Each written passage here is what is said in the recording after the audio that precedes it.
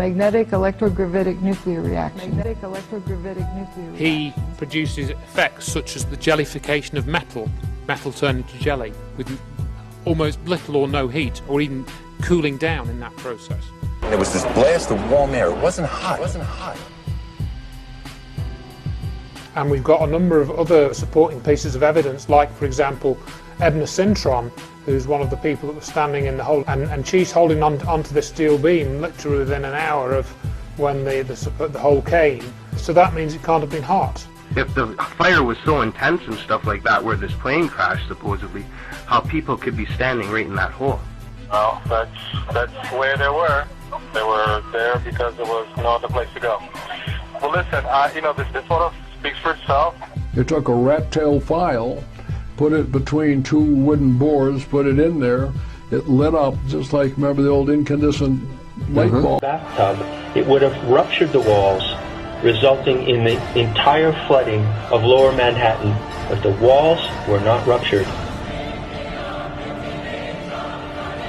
These huge buildings turned to dust in midair right in front of our faces on TV. Why did so few people see that? It's incomprehensible for somebody to see something solid turn into dust. Free your mind. The dust was hitting people, and people were not burning. Obviously, the dust was not hot. Dust cloud rolls out, and it leaves behind people covered with dust, not burned bodies.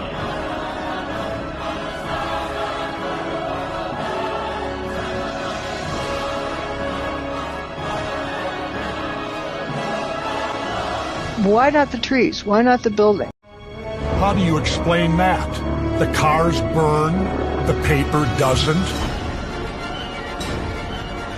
The alleged plane that we saw on the video went through the building like knife through hot butter, almost as if there was no resistance whatsoever.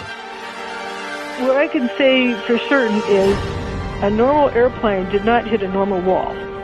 That's impossible. There were thousands, probably, of people in these buildings. Sure. Where are they? This is looking northeast, across where Tower 1 used to stand an hour or two earlier. Where'd it go?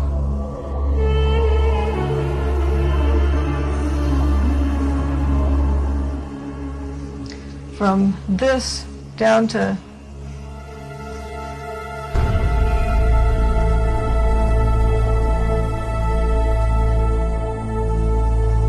here's a top view of the site. Building 4, you don't have the main body of it, you just have the north wing. Where did it go? Where are the towers?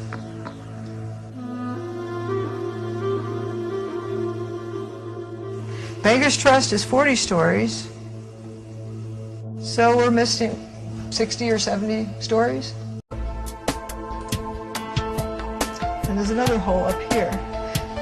When you start looking at this, you start noticing lots of little holes, and they coalesce into bigger holes.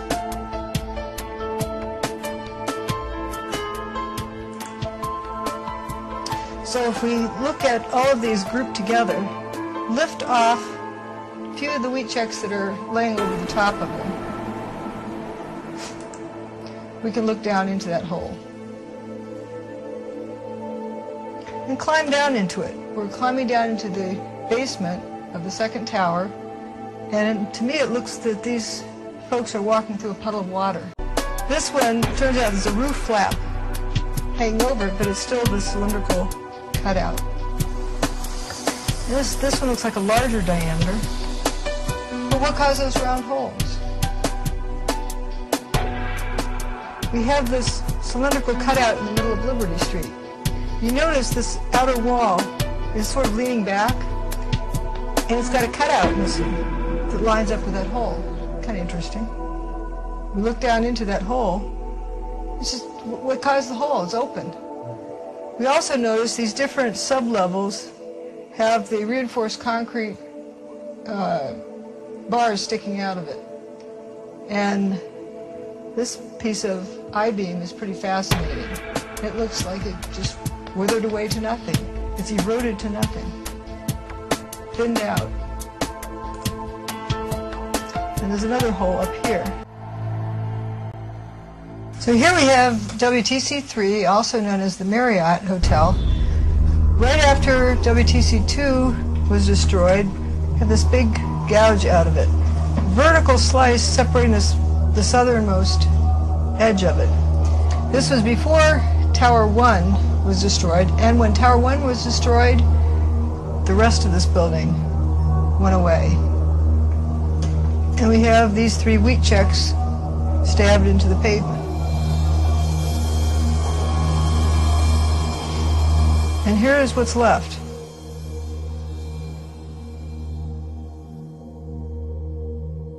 This little tiny stub looked like it was the base of this tall, narrow portion. Just a little tiny bit of it left.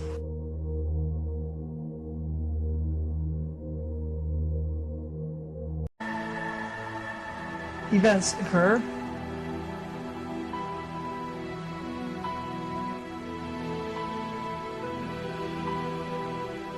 This building, according to FEMA, had no fires in it. What happened to this beam? That's not from a mechanical overload. This was a horizontal beam supporting the floors. Why would it shrivel up that way like you would curl a ribbon for a package? So let's look at those holes. If you look at the scale, using these wheat checks here, because we know about what the spacing is on them, you can figure out these are about 24-foot diameter holes, or cylindrical cutouts. Many of them the same diameter. Look how far down the middle of that hole is. It's empty down to the ground level. 8 stories of building, gone. This is a look from inside that hole. You count down from the top, you can count down 8 stories. So you know you're at ground level.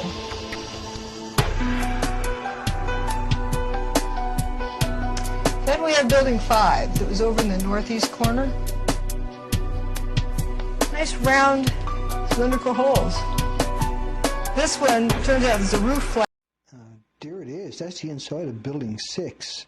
The walls are intact, the basement is intact, and nobody has a friggin' clue what could do this. I wonder what's going through his head. There's no desks, there's no chairs, no office furniture, there's no bathrooms. Everything is rusted, everything is hanging symmetrically straight down, and the floor is intact. Does it look like any big chunks of metal came down here and smashed all this in? What smashed all this in? If it got smashed in, nothing, say, or you would see it here right now. The basement's intact, the walls are intact. And so this is something, you know, I can't explain it. It's not a nuclear explosion. It's not nanothermite that done something like that. It's not an air blast over it or some kind of obvious thing. There's people everywhere. Nobody knows what happened to this.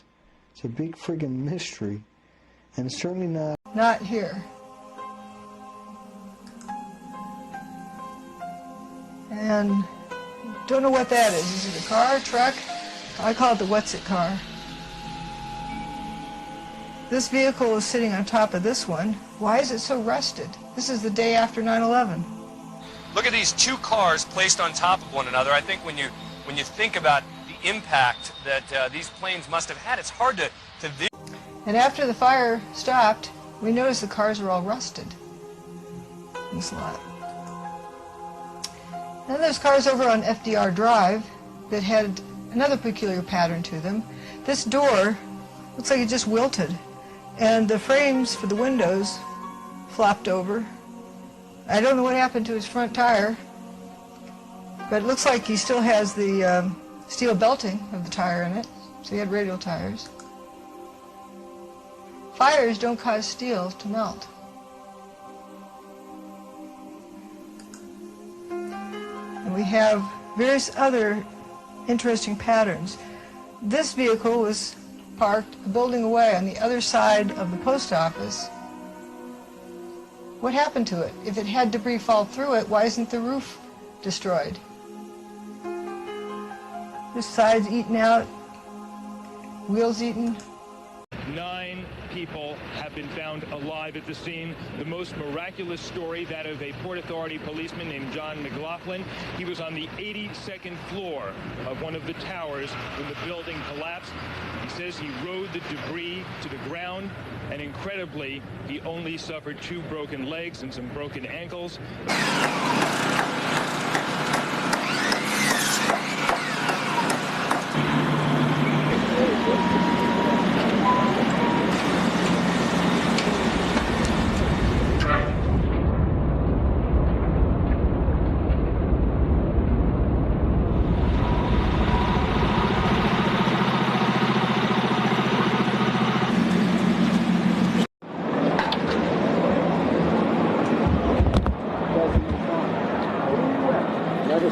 Are you with the fire department? No, he's not with that fire department. Who are you with? Can we see your credentials? Why don't you have credentials? Because. So then why are you up in his zone? Because this is my city. There's a music. You know what? This is. Come with me. Come with me. Put your hands behind your back. Come on, come on. Hey, put your hands behind your back. Hey, hey, hey.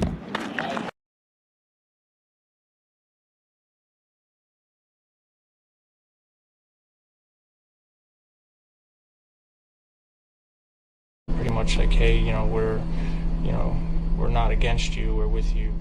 The Israelis were, for a moment, in the gossip spotlight in Israel, and were invited on an Israeli talk show.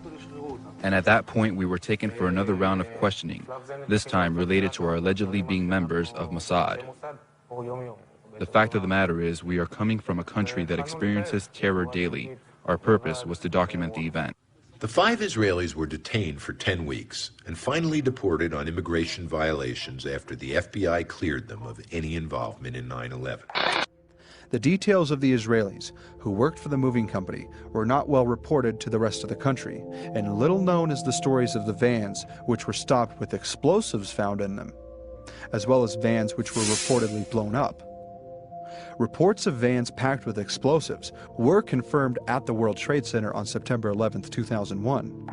Alluded to a report that there had been explosion. That's about the 4th one we've heard. The police are telling us they're either car bombs. Another radio communication confirms that a van was pulled over for having a mural on the side of it, depicting a plane flying into the World Trade Center. A remote-controlled one. One of those remote-controlled planes filled with explosives. Advise the message of the plane. Be advised, I'm through. How about Central? Get an update of the plane. Central, I got a message on that plane. It's a big truck with a mural painted of an airplane diving into New York City and exploding. I don't know what's in the truck. The truck is in between 6th and 7th on King Street. All right, Central, I'll send the issue in the bomb squad there for Westgate. The bird? That's fine. With a mural painted, airplane diving into New York, blowing up. 2 men got out of the... This is 3 floors of the World Trade Center, and everything in them, compressed and fused together into a slab about 3 feet thick. When those towers collapsed, remember the collapses began from the top. They did not begin from the bottom. And so when the floors began crashing down upon themselves, the air just simply looked for the path of least resistance. And generally that went straight out the window. Of some kind. And you know the characteristics that that weapon system has.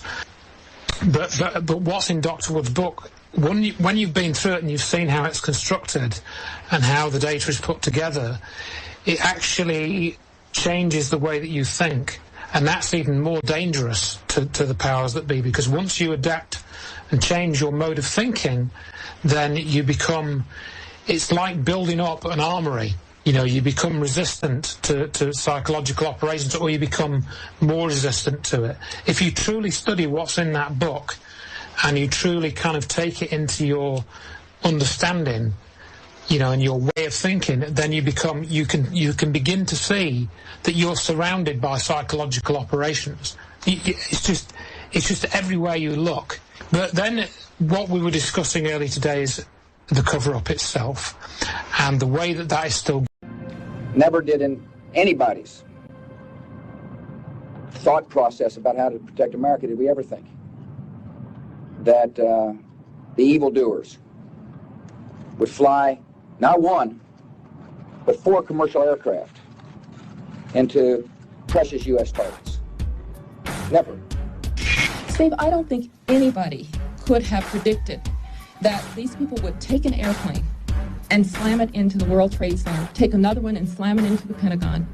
Nobody in our government, at least, and I don't think the prior government could envision flying airplanes into buildings at such a massive scale. But that turns out not to be true. U.S. military planners did envision and practice those very scenarios. As reported by USA Today, North American Aerospace Defense Command, NORAD, conducted exercises with fighter jets, simulating hijacked planes flown into the World Trade Center in the 2 years before the attacks. Pentagon to melt steel. Each tower had 236 super-strength steel box columns making up the perimeter wall, and this was built around a core of 47 massive steel columns. The floor decking ran between in a staggered arrangement. To reduce the effects of fire, all of this steel structure was coated with a spray-applied fireproofing material before the buildings were occupied. And in the aircraft impact zones, this fireproofing was upgraded in just the few years before 9/11. The theory that was claimed to be the most probable root cause for many years, called the pancake theory, in which the floors pancake down upon each other, is no longer supported by NIST. It's really no longer supported by anyone. And since 2004, when my former company did test models of the floor assemblies, empirical evidence is the truth that theory must mimic, not the other way around. So we're going to look at the empirical evidence. By empirical evidence, we mean the evidence that anybody can look at and see. So all of you are capable of knowing what happened. I don't want you to take my word for it. I want you to understand it for yourself. And I want you to be empowered to own the information. The towers didn't burn up, nor did they slam to the ground, but turned into dust in midair. The buildings turned to dust. We don't know a name for that. It needs a new name. I call it dustification. That's building 3. A lot of people overlook that building. That material there is all that was left of that building. And this is the remains of Tower 2, about the lobby size down there. To remind you of how big of a mass.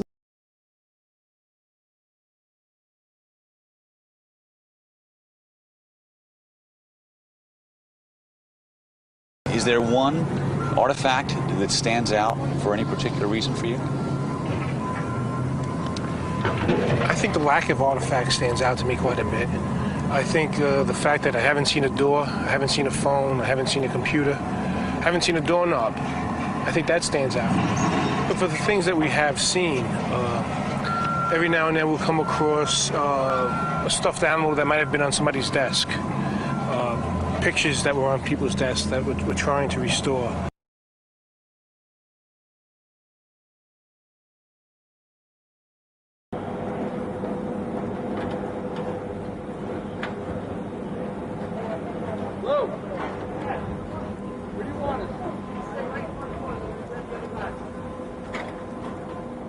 Would still be there. The building was designed to have a fully loaded 707 crash into it. That was the largest plane at the time. I believe that the building probably could sustain multiple impacts of jetliners because this structure is like the mosquito netting on your screen door, this intense grid. And the jet plane is just a pencil puncturing that screen netting. It really does nothing to the screen netting. 9/11 was an inside job. Oh, get a life. Get a life. 9/11 was an inside job. I think these demonstrators are all into restroom gay sex.